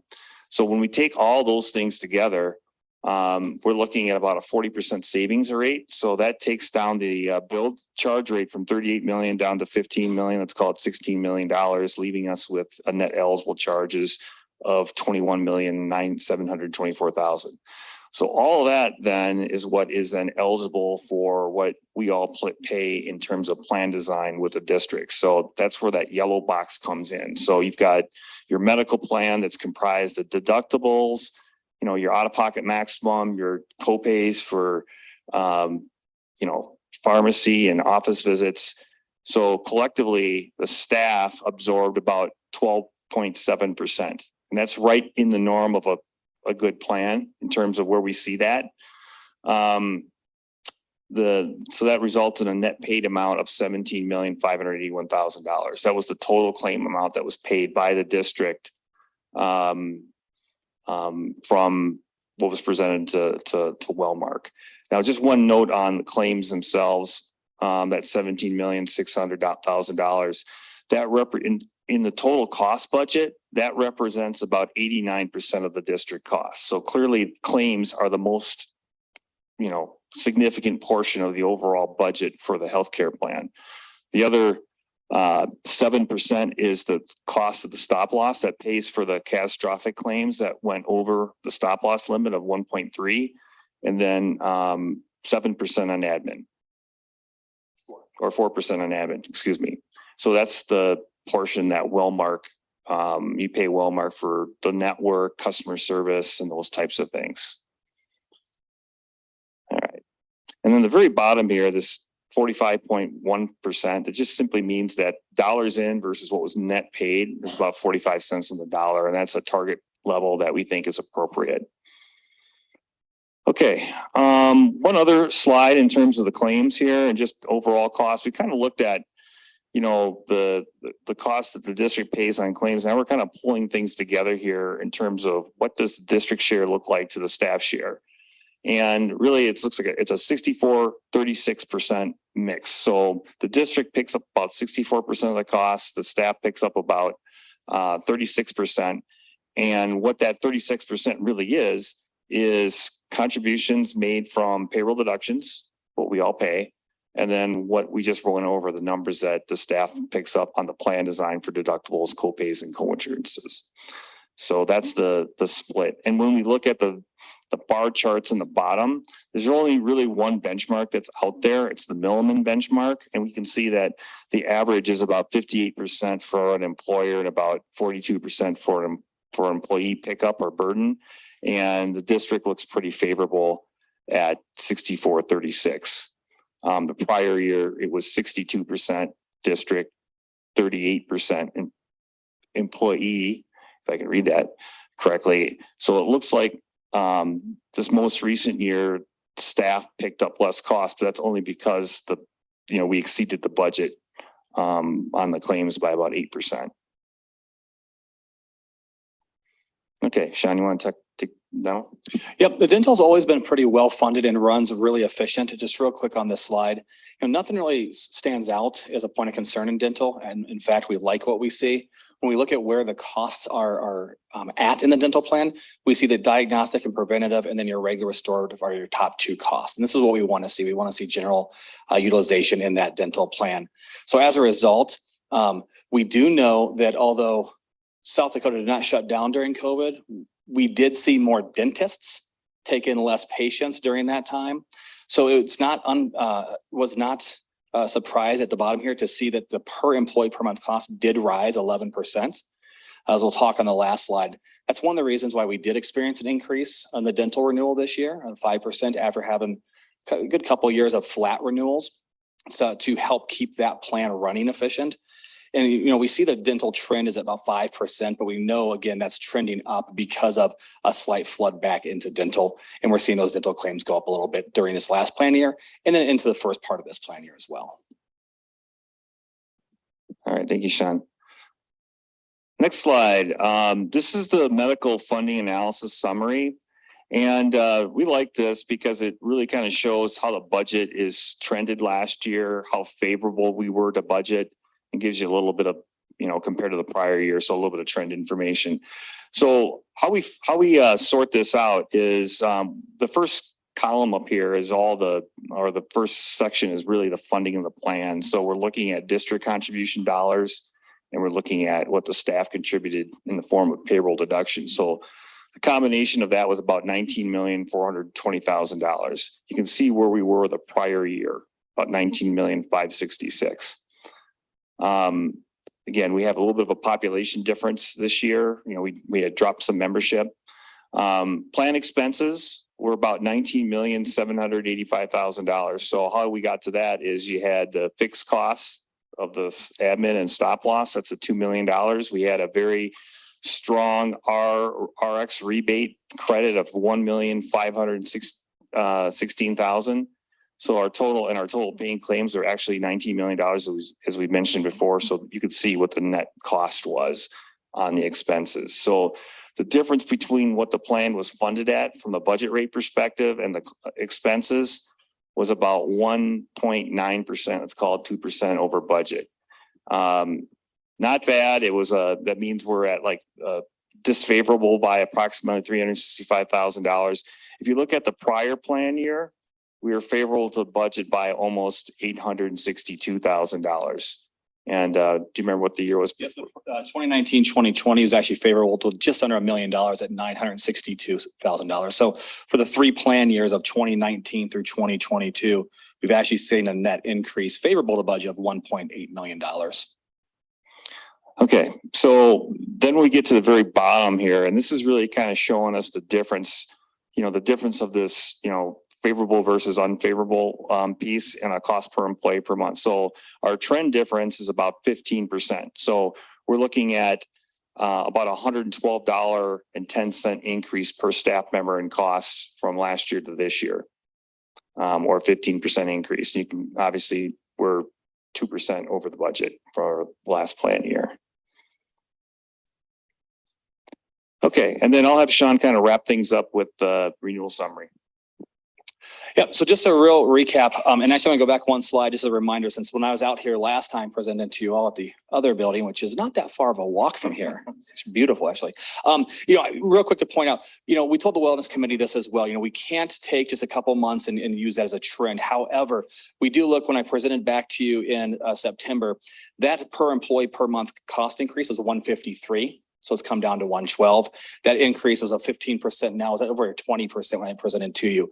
So we are seeing a favorable trend, even though we're not going to call it a trend. So again, we'll keep monitoring that, but we do see a favorable since that last time we presented. And that last time I did present, it was basically to go over the renewal for this current 2022-2023 renewal period. Just as a reminder, the medical plan received an 8.6% increase. This was after an initial increase of 13.2%. And then it negotiated down to 10%. We got that extra couple percents down to 8.6 by doing two things. First thing is we reduced the annual deductibles. So we made the plan a little bit more favorable. So we reduced the single from 2,000 down to 1,500 and family down from 3,600 to 3,000. But at the same time, we did increase the total out-of-pocket costs from a 468 to a 510. And just as a reminder why we did that is based on data. We know that in the past years, more than 82%, or actually around 82 to 85% of your covered members have spent less than $2,000 in out-of-pocket costs. That's not premiums. That's co-pays, that's co-insurance, that's deductibles. That gave us that data that we could safely lower the deductible for them. But at the same time, we know that roughly 10% of your population, of your covered members, cost 72% of the plan.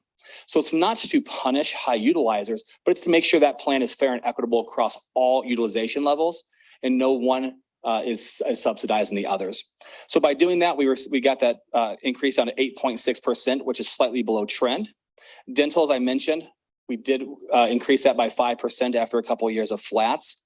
And then the life and AD&D plan that's provided by Rapid City to the eligible members, those are under a rate guarantee until 9/1/2023. Thank you. Any questions? Sorry, any questions from board members? Okay, thank you very much. Thank you. President Thomas. Yes. So these gentlemen speak my language. I a couple of things I want to highlight for the board because I think it's really, really important information. The district makes a huge investment in our benefit plan every year. I mean, $15 million a year is a huge investment, and the fact that it makes up such a large portion of the total compensation for our employees, I think it's really important to highlight just a few things. And thank you, gentlemen. That's a great report. Just a ton of really valuable and important information. I think going back and highlighting the idea that from an insurance perspective, it's been a really difficult environment with some of the challenges that have been ongoing over the last couple of years. You heard the gentleman talk about the big spike in claims because of some of the different factors that have been happening up against a really rapid inflationary environment has caused a lot of those claims then to increase further. The high claimants is a really big deal. You saw that list of claims that are going under 175,000 and hitting that stop loss. So it's been a tough environment in terms of dealing with the health insurance side. I think I would really send out a thank you to these gentlemen.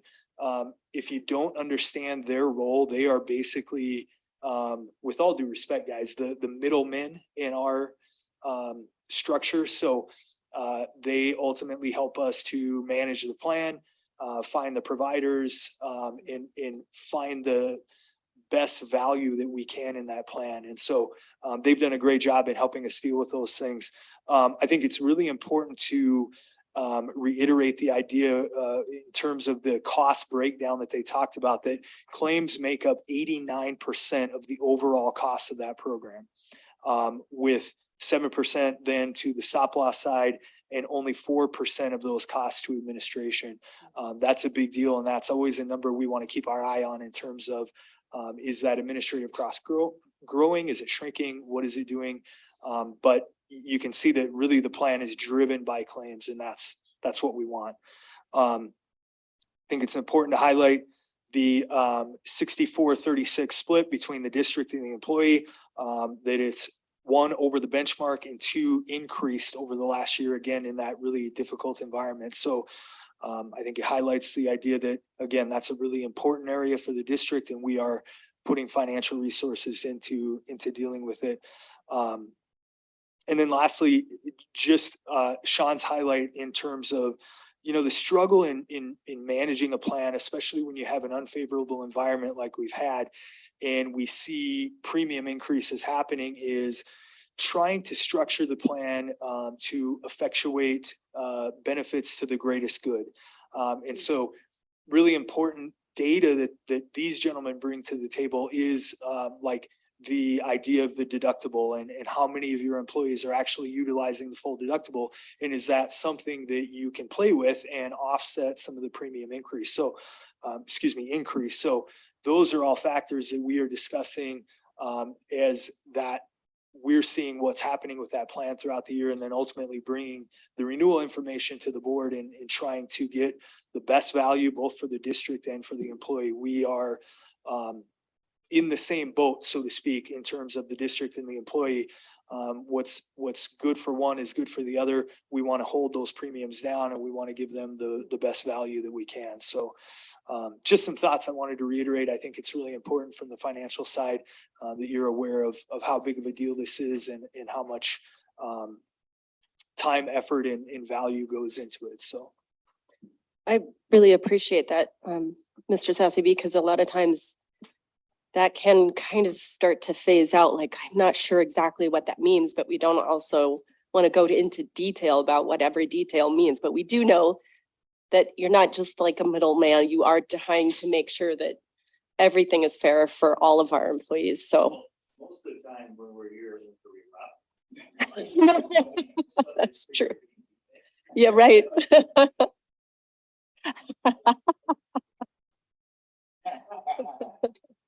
Thank you. Thank you for that. if you keep the increase flat this year, we'll get you a plaque.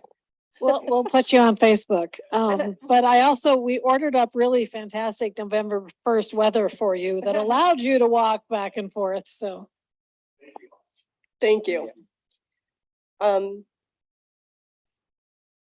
Okay, B, I guess it's your reports. Go ahead. It is. Thank you, President Thomas. The next thing after that presentation, which is COA's language. So, you know, I'm glad he can explain it better. The next one is the CTE grant. Did Mr. Carroll, did you want to? Yep.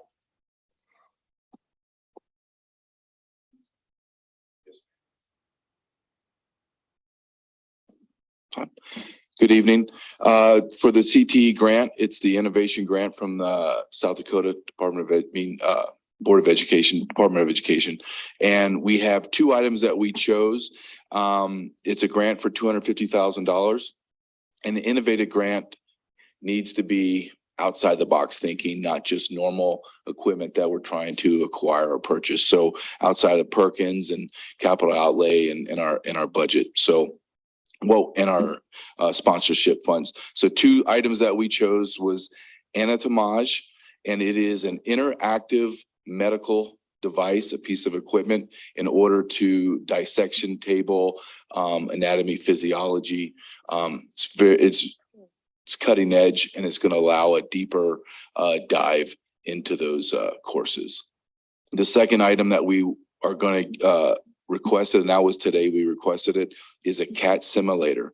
So this is an incredible piece of equipment too. And it has multiple software that we can purchase on as we grow the department.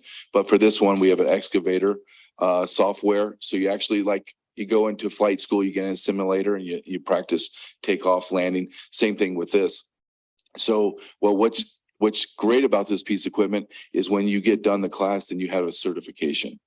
So we can have the simulator is for excavator, but we can also do a crane operator, a forklift operator. So as a student goes through our construction academy, they can have a certificate right away as they graduate to go and be a forklift operator, making $22, $25 an hour. So that's what we requested. We will get approval or disapproval by December 1st.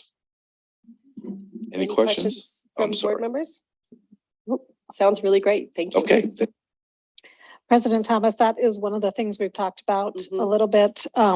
If we would go with a certification program in the future after the state legislature looks at that, then both of these devices, this grant money, it's fantastic that it doesn't come out of our budget. It's coming to us from the state, but it would allow that type of certification that we'd give students something to hang their hats on, get a good job when they leave us. So I'm really excited.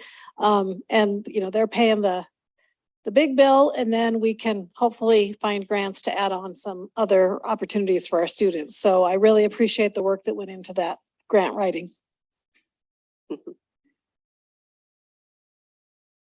The next thing is the Made for Shade, and I think that many of the board members are very aware that we have a very active organization in our community. We're very fortunate to have Dr. Thornburg and her team that creates this Made for Shade. I was invited to a meeting and we talked about future asks. They raise all the funds to provide the shade apparatus. In the past, they've also worked hard to find funding to install that in today's market with construction requirements so high that we may have to in the future move forward and look about how we can help support that. But this is a $40,000 Made for Shade grant for Stevens High School. Dr. Thornburg also wanted me to make sure that we need to be aware that other buildings, Stevens is very active. I think we're fortunate to have administration there that always is interested in the Made for Shade grants, but other buildings are invited to do this. They also now have expanded out to portable Made for Shade units that can go to track meets. And if you've ever gone to a track meet in the spring when everybody forgets to put on sunscreen, you'll know that it is incredibly important to have those. So that can even go to middle schools. And we talked about that. So sharing that information with other buildings about how they can apply for those portable units. And we did have a conversation about South Middle School already for 2024. So that we're ahead of that conversation. But this particular one is for Stevens High School. Any questions about that? Nope. And we did have some conversation earlier about the ICLE coaching proposal. I know Val Seals is still on and can answer questions. Excuse me. I have a tickle. I do want to say that I am supportive of this use of leadership training for our principals. I think that we do need to invest money in supporting the work that they are doing and adding to continuing work that has already been done. So ICLE came in last year and did comprehensive needs assessments, and they in our buildings went out into classrooms and observed, and this would allow them to do a continuation of what they saw and work with principals. Also those hours of coaching where principals would be able to contact their coach and have conversations about the work that they're doing, and that piece where the principals get to pick their interest areas, their need areas is incredibly powerful. So Val, did you have anything you wanted to add to that at all? I don't think so. I think I spoke my piece earlier when we were, responding to comments. So I'll just stand for any questions you have. I have the proposal in front of me. If there's any specifics you want to know, et cetera. Yes, Bishop Carr. Mrs. Seals, is it possible I'd be highly interested in, in not participating as being taught, but just kind of seeing what the principals are learning? Is that possible to sit in? Yeah. Sit in on a class or two, or would they charge me for that or charge us? you know, we have a pretty good relationship with them because we've worked with them for so long. I think that the online, well, first off, the cohort kickoff and the online leadership consulting, we could probably get you into, no problem. I would just speak for a principal, you know, when you're meeting individually with your coach, which is what this entails primarily, probably you don't want a third person in the room, but certainly for the larger group type opportunities, I can see how many additional seats they will give us for the same cost. Okay, no, yeah, I just wanted to get a type of firsthand experience, a taste of exactly what they're learning and taught. So I wouldn't want to infringe on a personal session, but just, you know, I've never done it. You know, what do principals need to know, or what are they knowing, or what are they learning, or what direction are they going? So just that type of information. Sure. And the book that is accompanying this work is called The Instructional Change Agent. If board members are interested in a copy of that, if you just let Nicole Swaggart know, I will be happy to order additional copies of that as well. Perfect. Thank you very much. Bishop Carr, I think also Mr. Talley has some requests he's going to make of ICLE and the work they're going to be doing with the principals based on the evaluations that are taking place, the framework and all of that. So I think he'd be a really good resource for you to have a conversation with as well. Would you agree, Val? Yes. Thank you. Any other questions for Mrs. Swaggart? Okay. Okay, so this might be our longest meeting since I started. We got a lot of important stuff happening. I did want to mention that School Psychologist Week is the week of November 7th through the 11th.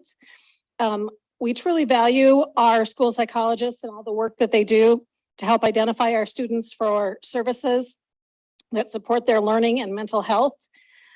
We would also like to thank them individually. So here are their names: Eric Fodness, Renee Landine, Julie Remereed, Curtis Middleton, Alyssa Marquette, Tiffany Parks, Kira Comer, Bridget Hendrickson, and Jill Hibner. And I want to thank them for all they do, and I would encourage the board to appreciate them as well next week during School Psychologist Week. I missed the last meeting due to the large group meeting of superintendents in Chamberlain. That meeting was very valuable. There was 27 large school superintendents in the room, and we met with the lobbyist for that group and reviewed potential legislative agenda items for South Dakota and talked about position papers. And I thought it was really valuable because we were able to shift some of the thinking that people came into the meeting with. And I did get to speak about that certification program and that work that's being done by the state legislature as part of that JDAI, which is the Alternatives to Juvenile Incarceration, that piece. And lots of support coming from other superintendents. And so I felt like I was kind of out in an island in June when I brought that forward and I testified. And it felt really great to be with large school superintendents and be asked questions about, you know, why did I bring that forward and what would it mean for them? And now I felt like there was a lot of support among that large group. So I was really excited about that. On October 19th, I met with the Interschool Teacher Council, which is each building sends a teacher to this meeting to meet with me, and they get to share concerns and celebrations from their school. As you know, behavior is a huge concern. And I would say that every building brought forth that as a concern. So it is something that we need to address as a school district moving forward. The behavior we are seeing is impacting principals and teachers and other student learners in the room. And so that is concerning to many. And I felt really great having an opportunity, giving teachers an opportunity to come forward and share that. And it is not, I want to stress this, it is not a one part of town issue. Every single building shared this as a concern. And so it is something that we need to address district-wide. And I know that we are moving forward with some conversations about that. I attended the superintendent business manager meeting for Region 4. which I thought was very valuable as well. Those are local superintendents that have issues coming up. Shannon Malone from the state came and shared information with us. And it is always powerful when you can be in a room with somebody from the Department of Ed and actually have a conversation and not be one of hundreds of people trying to reach out to them or an anonymous email, but you can get face to face and have some conversations. And so I appreciate that the Department of Ed is sending out representatives to meetings in West River. South Stevens High School and Central High School's football season is over. So I want to say that I was incredibly fortunate in 34 years that I've been attending football games in Rapid City. I have never made it through an entire football season without having snow, freezing rain, wind, heating things in my gloves. And so this was a anomaly, but I'm very fortunate. And I think that the marching bands and everything would agree that everything came together. I subbed for a half a day as the principal of Meadowbrook, which, you know, I spent all my time in high school, so that was interesting. But I loved my time being there. We have incredible staff and students and families in our community, and I encourage much of the directors. Many of the directors are going out and supporting buildings. And I am so thrilled that that is happening at the administration level of this building this year. That Mr. Talley has gone out and subbed, I have gone out, Val has gone out, Jackie has gone out and covered in buildings. And I just really like the message that that sends is that, you know, we are not removed. We are in there with them and willing to go out and cover. So I'm really thrilled about that. On Monday, the 24th, Holly Strand gave her digital safety presentation at Central High School. It was so popular, it was standing room only. And so we are holding another one of those this Thursday night at Rapid City High School. And then also Holly is coming in December to a board study session, which we will record and have on our YouTube channel. So we have an opportunity as well to hear her. Okay, so Holly Strand is coming. Digital safety presentation. I don't know. I think it is 5:30. The last one was 5:30. Tough questions. Last week I was able to attend a meeting with Governor Noem. I took some time along with others and tried to explain to her our current school funding formula and how the count date that occurs the last Friday in September is not fair and equitable to Rapid City area schools. I also attempted to explain to her that the 6% increase to schools that she gave in her budget last year went into the funding formula and not directly to teachers, but I'm not sure that she followed what I was saying. So I really need Coy to come with me and explain it to her, because our funding formula is incredibly complex. And I'm positive I still do not fully understand it, but I understand it far better after Coy explained it. So I really hope that we get an opportunity to travel to Pierre and have Coy visit with her, because it's easy to say that you're adding 6%, but as I think we've all explained, you know, every district has a glass, and our glass, I'm really summarizing this, Coy's gonna laugh at me, but when our property taxes and the revenue that we get from our district fills up part of that glass, and then the state fills up the rest of it. And in some counties, their funding is not very much, so the state funds them a whole bunch. And in other counties, their funding is really high, so the state only gives them a little. And I think we're kind of in the middle there. And so throwing money into a funding formula is not the best way for us to directly get money to impact teachers or staff. Jackie, Val, and I met with Black Hills Social Services or Special Services to discuss the Bush Grant funding that is remaining. There's some money remaining there, and we do have this year to utilize that money, so I'm super excited. There is also $40,000 remaining of that money for training that that was designated for leadership in the district, but we can push that out to other buildings. I think it was hit on earlier, but we are not able to send teachers out during the school year to go to conferences. Some conferences are actually changing. McKinney-Ventos, the NACI conference about homelessness, they literally had their conference Saturday, Sunday, Monday. So people didn't have to miss as much and then they could come back and work the rest of the week. And I hope that other organizations will look at making a shift like that. Because it is powerful for people to go out to training, but we can't find subs. So if we can't find subs, we can't approve that travel and we miss out. And then of course, the way our funding year is, July 1st to June 30th, we can try to cram training into June, or we can hope that we're gonna be able to add it into July and August in the summer sessions. So we really need help. Of course, more subs would be fantastic. That would allow us to do more of that, but also organizations to kind of open up when they offer training to us or to everybody. I think subbing is an issue nationwide. I attended the STEAM night at Robbinsdale last Thursday, and I was very impressed. Those STEAM nights that occur at title schools are very powerful. They have different math, science, engineering activities going on. They encourage students and families to attend.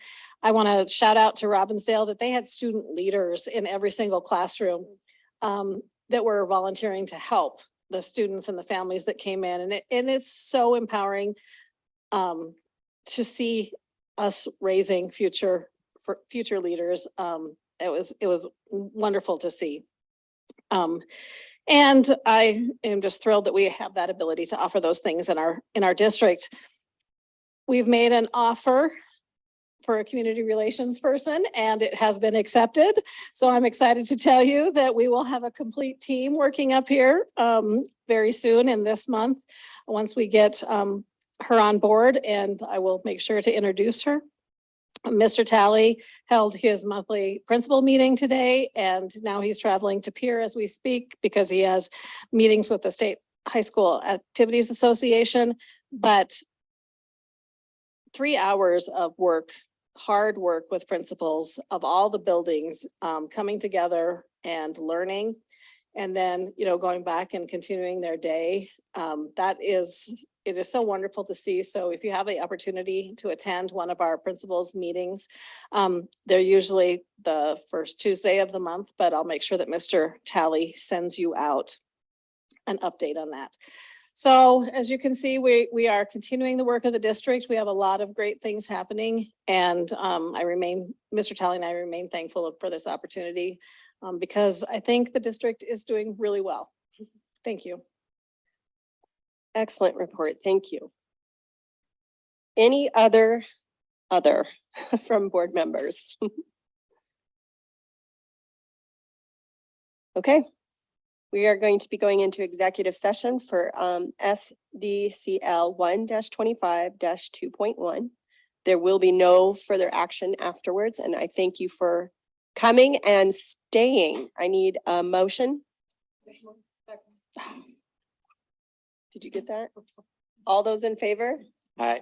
All those opposed? All right.